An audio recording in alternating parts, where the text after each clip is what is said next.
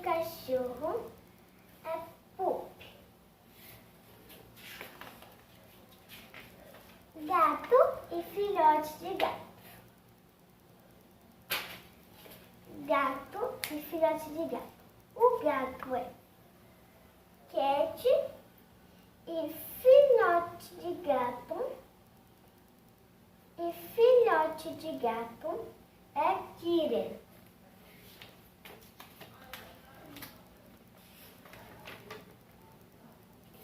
Passa.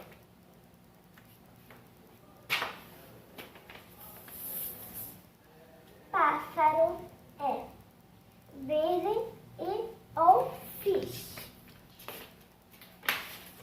Tartaruga. Tartaruga. Em inglês ele é turtle.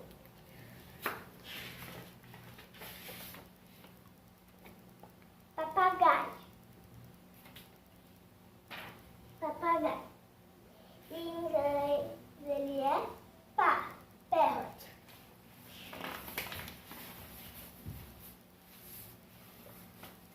Coelho. Em inglês, coelho.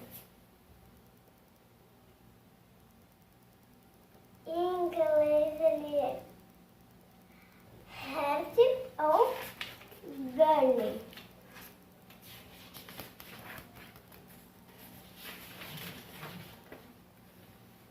Peixe.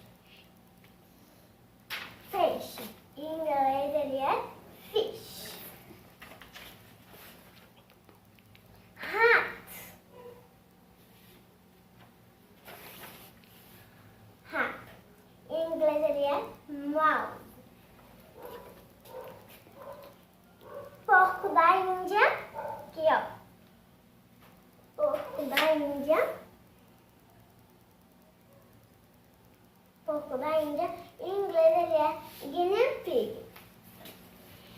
Em nossa próxima aula, nós vamos falar sobre animais da fazenda e animais selvagens.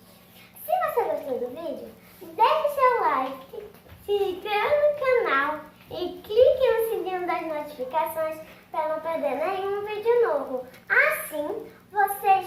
Assim, quando nós mandamos um vídeo novo, vocês ficarão